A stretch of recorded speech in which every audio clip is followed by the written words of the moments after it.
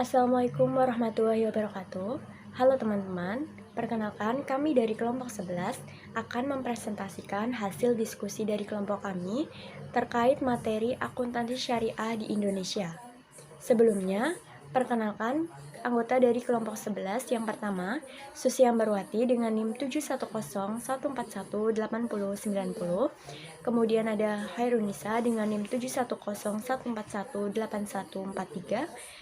Kemudian yang ketiga ada Widya Nur Hasana dengan NIM 71014182230. Dan yang terakhir Puji Lestari dengan NIM 71014182252. Pengertian akuntansi syariah. Akuntansi adalah identifikasi transaksi yang kemudian diikuti dengan kegiatan pencatatan, penggolongan, serta pengiktisaran transaksi tersebut sehingga menghasilkan laporan keuangan yang dapat digunakan untuk pengambilan keputusan. Sedangkan syariah adalah aturan yang telah ditetapkan oleh Allah Subhanahu wa taala untuk dipatuhi oleh manusia dalam menjalani segala aktivitas hidupnya di dunia. Jadi dapat disimpulkan bahwa akuntansi syariah adalah proses akuntansi atas transaksi-transaksi yang sesuai dengan aturan yang telah ditetapkan oleh Allah Subhanahu wa taala. Tujuan umum. Tujuan dasar akuntansi sebagai alat penyampai informasi dan akuntabilitas akuntansi syariah memandang bahwa tujuan dasar dari akuntabilitas dalam prakteknya bukanlah sekedar akuntabilitas yang bersifat horizontal saja, tetapi juga akuntabilitas yang bersifat vertikal, bisa dipertanggungjawabkan kepada Tuhannya. Informasi yang disajikan oleh akuntansi syariah untuk pengguna laporan lebih luas tidak hanya data finansial saja, juga mencangkup aktivitas perusahaan yang berjalan sesuai dengan syariah, serta memiliki tujuan sosial semisal kewajiban membayar zakat. Tujuan akuntansi syariah yang pertama untuk menentukan hak dan kewajiban dari pihak yang terlibat dengan lembaga keuangan syariah tersebut, termasuk hak dan kewajiban dari transaksi yang belum selesai terkait dengan penetapan, kewajaran, dan ketaatan atas prinsip dan etika syariat Islam. Kemudian yang kedua, untuk menjaga aset dan hak-hak lembaga keuangan syariah. Kemudian yang ketiga, untuk meningkatkan kemampuan manajerial dan produktivitas dari lembaga keuangan syariah. Yang keempat, untuk menyiapkan informasi laporan keuangan yang berguna kepada pengguna laporan keuangan sehingga mereka dapat membuat keputusan yang tepat dalam berhubungan dengan lembaga keuangan. Kemudian yang selanjutnya, diungkapkan dengan baik, akan meningkatkan kepercayaan pengguna serta meningkatkan pemahaman informasi akuntansi sehingga akhirnya akan meningkatkan kepercayaan atas lembaga keuangan syariah. Kemudian, mendukung penyusunan standar akuntansi yang konsisten, sehingga meningkatkan kepercayaan pengguna laporan keuangan. Dan yang terakhir, sebagai laporan keuangan yang bertujuan menyediakan informasi yang menyangkut posisi keuangan, kinerja, serta perubahan posisi keuangan suatu perusahaan yang bermanfaat bagi sejumlah besar pengguna dalam pengambilan keputusan ekonomi. Perkembangan akuntansi syariah. Bapak akuntansi yaitu Luca Pacioli pada tahun 1494 telah menulis buku yang berjudul Summa de Arithmetica Geometrica Proportioni et Proportionalita. Kemudian manuskrip tentang akuntansi ditulis pada tahun 1363 oleh Abdullah bin Muhammad bin Qiyah al-Mazindarani. Beberapa kaidah terkait praktek double entry. Yang pertama, harus mencatat pemasukan di halaman sebelah kanan dengan mencatat sumber-sumber pemasukan tersebut. Kemudian yang kedua, harus mencatat pengeluaran di halaman sebelah kiri dan menjelaskan pengeluaran-pengeluaran tersebut. Perkembangan akuntansi syariah selanjutnya yaitu terjadi pada praktek akuntansi pemerintahan Islam. Akuntansi digunakan dalam perhitungan barang dagang, perhitungan untung rugi, dan juga transaksi utang piutang untuk mencatat transaksi yang bersifat tidak tunai dan untuk membayar zakat. Praktek akuntansi lembaga Baitul Mal pada Khalifah Umar bin Khattab membentuk unit khusus bernama Diwan. Kemudian ada praktek pengeluaran bukti pengeluaran uang masa Khalifah Umar bin Abdul Aziz. Kemudian ada mengenalkan catatan dan register yang terjilid pada masa Khalifah Walid bin Abdul Malik. Selanjutnya, evolusi akuntansi pada masa Daulah Abbasiyah. Akuntansi diklasifikasikan menjadi beberapa spesialisasi. Akuntansi untuk peternakan, pertanian, bendahara, konstruksi, mata uang, dan pemeriksaan buku. Nah, menggunakan di antaranya ada yang menggunakan model buku besar seperti Jarida Al-Kharaj, itu mirip seperti Receivable Subsidiary Ledger. Kemudian ada Jarida An-Nafaqat yang merupakan jurnal pengeluaran. Kemudian ada Jarida Al-Mal yaitu jurnal dana. Jarida Al-Musadarem yang merupakan penerimaan denda. Selanjutnya ada pelaporan akuntansi yang meliputi Al-Hikmah yang merupakan total pendapatan dan pengeluaran dibuat setiap bulan. Kemudian ada Al-Hikmah Al-Jami'ah yang merupakan laporan keuangan laba rugi, neraca, pendapatan, pengeluaran, surplus, defisit. Kemudian ada belanja aset dan juga belanja aset baik itu aset lancar maupun aset tetap. Selanjutnya terkait perkembangan akuntansi syariah di Indonesia sendiri, pada tahun 2001 muncul Accounting, Auditing, serta Governance Standard for Islamic Financial Institution. Kemudian ada juga PSAK 31 untuk perbankan, dan tahun 2001 muncullah KDP-PLK Syariah dengan sebagai tambahan dari KDP-PLK umum. Dan muncul juga PSAK 59 yang mengatur terkait akuntansi perbankan syariah. Dan juga muncul PSAK lainnya yang menentukan terkait akuntansi sepanjang tidak bertentangan dengan prinsip syariah. Kemudian pada tahun 2008 sampai 2018 muncul KDP-PLK Syariah, di mana KDP-PLK ini terpisah dari KDP-PLK umum. Kemudian muncul juga PSAK 101 sampai dengan 111 yang kita tahu sebagai PSAK transaksi syariah, di mana di dalam pembahasannya memuatan terkait transaksi repo syariah, transaksi asuransi syariah, dan juga akuntansi ijaroh. Selanjutnya terkait prinsip praktik akuntansi syariah itu ada 3. Yang pertama pertanggungjawaban, kemudian yang kedua prinsip keadilan, dan yang terakhir prinsip kebenaran. Untuk prinsip pertanggungjawaban, seperti yang kita tahu bahwa setiap hal yang dilakukan oleh manusia itu harus dipertanggungjawabkan. Nah, untuk secara konkretnya pada akuntansi syariah ini dilakukan pertanggungjawaban berupa laporan keuangan. Kemudian untuk prinsip keadilan, pada prinsip ini kita mengenal 2 pengertian. Yang pertama terkait keadilan yang berkaitan dengan praktik moral, yaitu kejujuran.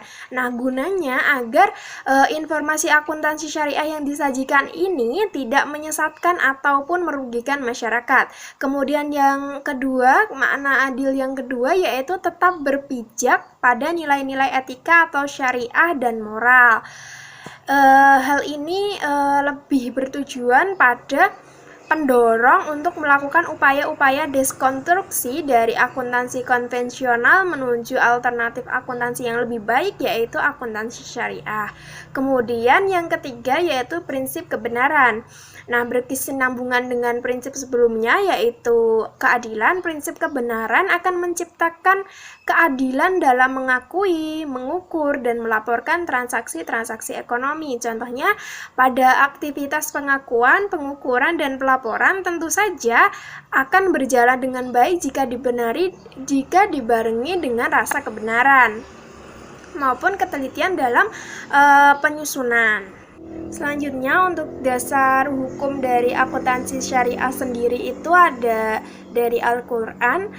Untuk dari Al-Quran ini tentunya banyak sekali dalil-dalil tentang akuntansi syariah. Namun yang paling biasa disoroti adalah Quran surat Al-Baqarah ayat 282. Kemudian ada juga hadis yang diriwayatkan oleh muttafaq alaih. Kemudian ada ijma. Pada ijma ini salah satu bukti bahwa ijma sebagai salah satu dasar hukum akuntansi syariah adalah munculnya keberadaan Accounting and Auditing Organization for Islamic Financial Institution atau AAOIV yang merupakan hasil ijma untuk akuntansi syariah.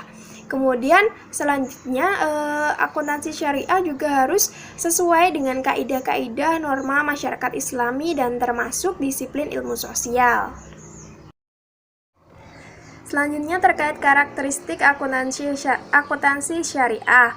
Nah, seperti yang dijelaskan sebelumnya bahwa akuntansi syariah ini dasar hukumnya salah satunya di Al-Quran. Nah, untuk karakteristiknya juga sudah diterangkan dalam Al-Quran seperti yang telah dituliskan di dalam BPT, di mana ada 9 karakteristik dari akuntansi syariah. Yang pertama ada dilaporkan secara benar, kemudian cepat dalam pelaporannya, kemudian ada dibuat oleh ahlinya atau akuntan, kemudian yang keempat terang, jelas, tegas, dan juga informatif.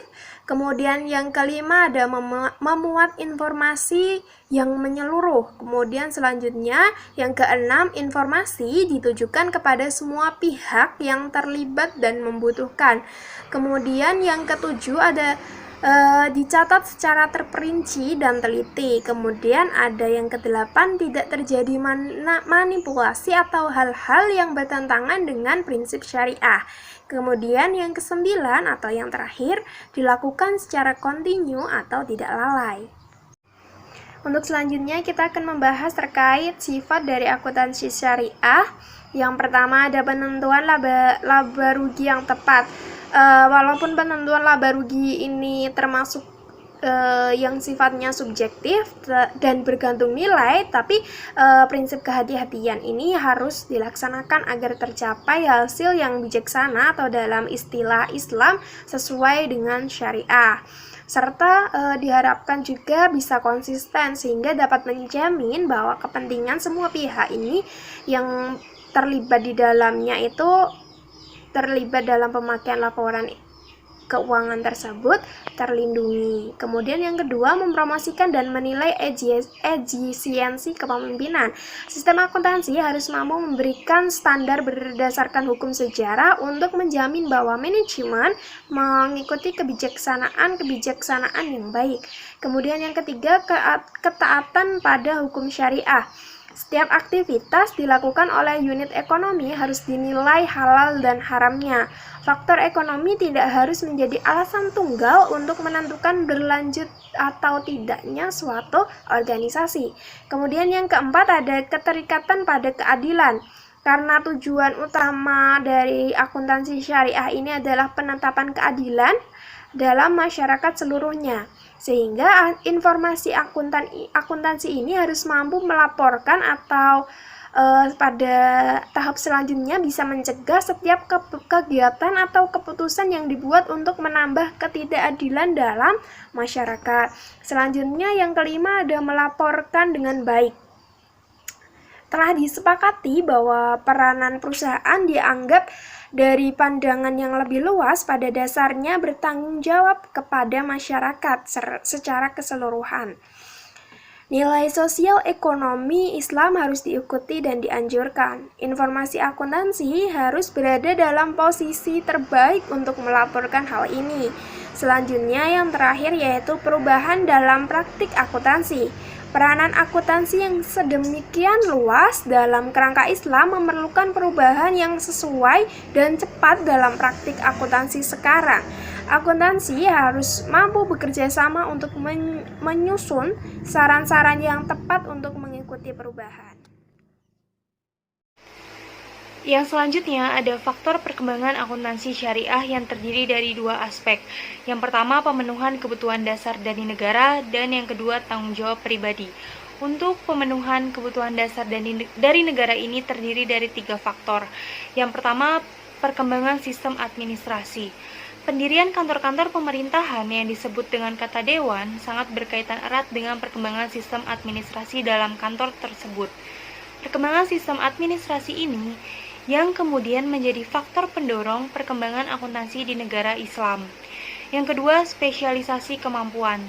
Spesialisasi kemampuan itu terbentuk karena adanya pembagian tugas dari masing-masing tenaga kerja yang nantinya akan dapat melakukan tugas serta fungsinya sesuai dengan kemampuan yang ia miliki. Begitu pula dengan spesialisasi dalam bidang akuntansi. Ketika seorang tenaga kerja telah mendapatkan spesialisasi di bidang akuntansi sesuai dengan kemampuannya, tentu itu akan menjadi faktor untuk perkembangan akuntansi lebih baik lagi ke depannya. Yang ketiga, kebutuhan akan tenaga kerja yang memiliki kapasitas dan kemampuan yang memadai. Memilih dan memilah pegawai yang benar-benar memiliki kemampuan serta kapasitas yang cocok dengan bidang kerja yang dia duduki. Dalam bidang akuntansi, seseorang yang memiliki kemampuan dan kapasitas tinggi dalam bidang akuntansi tentu akan sangat membantu perkembangan akuntansi semakin lebih baik lagi. Yang keempat, dari segi tanggung jawab pribadi, yaitu ada kebutuhan pribadi dari seorang muslim atau tanggung jawabnya terhadap Allah Subhanahu wa Ta'ala. Rasa takut akan Allah, hal ini sangat mendasari dalam perkembangan akuntansi. Karena ketika kita takut akan Allah, kita akan melakukan pengawasan lebih terhadap sistem akuntansi yang berlangsung. Hal ini untuk menjaga validitas dan reliabilitas dari informasi yang dihasilkan oleh proses akuntansi dan tetap menghasilkan informasi yang benar untuk digunakan berbagai pihak. Tentu saja, pengawasan proses akuntansi yang baik akan sangat mendorong perkembangan akuntansi syariah untuk semakin lebih baik lagi.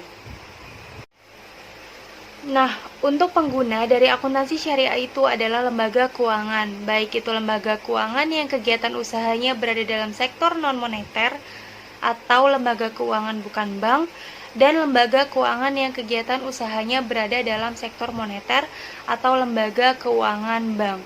Nah, pada lembaga keuangan bukan bank ini terdiri dari lembaga pembiayaan, perasuransian, perusahaan, dana pensiun, pasar modal, pegadaian, dan perusahaan penjaminan. Nah, untuk contoh dari lembaga keuangan bank itu sendiri ada bank umum dan bank pengkreditan rakyat. Nah, pengkonversian transaksi dari lembaga keuangan yang konvensional menuju ke syariah dalam akuntansi syariah ini, contohnya seperti yang pertama, ada leasing, itu di akuntansi syariah dikenal sebagai ijaroh. Yang kedua ada factoring, di akuntansi syariah dikenal sebagai hawalah. Dan yang ketiga ada financing, di akuntansi syariah itu dikenal sebagai murabahah. Yang keempat ada modal ventura, di akuntansi syariah itu dikenal sebagai musyarakah. Yang kelima ada pegadaian, di akuntansi syariah itu dikenal sebagai rahan. Yang keenam ada penjaminan, di akuntansi syariah itu dikenal sebagai kafalah. Yang selanjutnya ada persamaan prinsip akuntansi syariah dan konvensional. Persamaan yang pertama yaitu prinsip pemisahan jaminan keuangan dengan prinsip unit ekonomi. Yang kedua, prinsip penahunan atau hauliyah dengan prinsip periode waktu atau tahun pembukaan keuangan. Yang ketiga, prinsip pembukuan langsung dengan pencatatan bertanggal. Yang keempat, prinsip kesaksian dalam pembukuan dengan prinsip penentuan barang. Yang kelima, prinsip perbandingan atau muqabalah dengan prinsip perbandingan income dengan kos biaya. Yang keenam, prinsip kontinuitas atau istimrariyah dengan berkesinambungan perusahaan. Yang ketujuh, prinsip keterangan atau idhah dengan penjelasan atau pemberitahuan. Jika tadi merupakan persamaan antara akuntansi konvensional dan syariah, sekarang ada perbedaan akuntansi syariah dan konvensional. Dari segi akuntansi syariah itu, yang pertama, kelangsungan usahanya itu tergantung pada persetujuan kontrak antara kelompok yang terlibat dalam aktivitas bagi hasil. Yang kedua, setiap tahun dikenai zakat kecuali untuk pertanian yang dihitung setiap panen. Yang ketiga, menunjukkan pemenuhan hak dan kewajiban kepada Allah Subhanahu wa Ta'ala, masyarakat, dan individu. Yang keempat, berhubungan erat dengan konsep ketakwaan, yaitu pengeluaran materi maupun non-materi untuk memenuhi kewajiban. Yang kelima, berhubungan dengan pengukuran dan pemenuhan tugas atau kewajiban kepada Allah Subhanahu wa Ta'ala, masyarakat, dan individu. Yang keenam, pemilihan teknik akuntansi dengan memperhatikan dampak baik buruknya pada masyarakat. Nah, kalau akuntansi konvensional, yang pertama itu kelangsungan bisnisnya secara terus-menerus, yaitu didasarkan pada realisasi aset. Yang kedua, periode akuntansinya itu tidak dapat menunggu sampai akhir kehidupan perusahaan dengan mengukur keberhasilan aktivitas perusahaan. Yang ketiga, tujuannya untuk pengambilan keputusan. Yang keempat, rehabilitas pengurang digunakan dengan dasar pembuatan keputusan. Yang kelima, dihubungkan dengan kepentingan relatif mengenai informasi pembuatan keputusan. Yang keenam, pemilihan teknik akuntansi yang sedikit berpengaruh pada pemilih. Acuan akuntansi mengacu pada Pernyataan Standar Akuntansi Keuangan atau PSAK. Untuk transaksi non-syariah, acuannya adalah Kerangka Dasar Penyusunan dan Penyajian Laporan Keuangan atau KDPP-LK dan PSAK 1 sampai 99. Kemudian untuk transaksi syariah menggunakan Kerangka Dasar Penyusunan dan Penyajian Laporan Keuangan Syariah atau KDPP-LKS dan PSAK 101 sampai 111. Untuk PSAK 31 itu mengatur akuntansi perbankan konvensional. Untuk PSAK 100 sampai 111 itu mengatur akuntansi perbankan atau non-perbankan syariah. Hal-hal umum yang belum diatur mengacu pada PSAK dan atau prinsip akuntansi yang berlaku umum sepanjang tidak bertentangan dengan syariah. Teman-teman bisa sambil dilihat PSAK syariah yang mengatur standar akuntansi keuangan syariah. Ini ada tanggal pengesahan dan tanggal efektif. Di situ ada 12 standar akuntansi keuangan syariah, ada kerangka dasar penyusunan dan penyajian laporan keuangan syariah, PSAK 59 akuntansi perbankan syariah, PSAK 101 penyajian laporan keuangan syariah revisi 2016, kemudian PSAK 102 akuntansi murabahah amandemen 2016. Kemudian ada PSAK 103 akuntansi salam amandemen 2016, PSAK 104 tentang akuntansi istisna amandemen 2016, PSAK 105 akuntansi mudharabah, PSAK 106 akuntansi musyarakah, PSAK 107 akuntansi ijarah amandemen 2016, PSAK 108 akuntansi transaksi asuransi syariah revisi 2016, PSAK 109 akuntansi zakat dan infak atau sedekah, PSAK 110 akuntansi sukuk revisi 2015, dan PSAK 111 akuntansi WAT. Nah, ini untuk tanggal pengesahan dan tanggal efektifnya bisa sambil teman-teman lihat. Prospek akuntansi syariah. Seiring berkembangnya lembaga bisnis dan non-bisnis yang berlandaskan syariah, maka kebutuhan akuntansi syariah akan selalu ada. Akuntansi syariah bersifat praktis untuk memenuhi kebutuhan transaksi entitas akan terus berkembang dengan menyeimbangkan disiplin ilmu akuntansi dengan landasan syar'i transaksi. Seiring dengan meningkatnya kesadaran umat Islam dalam melaksanakan agama Islam dan pemenuhan pandangan bahwa aspek muamalah Islam bersifat universal, penggunaan maqasid asy-syariah akan semakin luas dalam pengembangan akuntansi syariah yang applicable dengan ajaran Islam. Berikut tantangan pengembangan akuntansi syariah dan solusinya. Untuk tantangannya sendiri, yang pertama, tantangan utamanya adalah dominasi IFRS yang mendorong harmonisasi atau keseragaman. Kemudian, lambatnya perkembangan AAOIFI dan standar syariah IAI. Nah, yang ketiga, permasalahan sulitnya dalam mengadopsi IFRS untuk akuntansi syariah. Nah, solusinya adalah percepatan perkembangan AAOIFI dan standar syariah IAI. Yang kedua, meningkatkan pengembangan akuntansi syariah dengan pendekatan induktif, deduktif, dan hybrid. Sekian video presentasi dari kami. Semoga apa yang kami presentasikan bermanfaat bagi teman-teman dan menambah wawasan teman-teman tentang akuntansi syariah di Indonesia. Wassalamualaikum warahmatullahi wabarakatuh.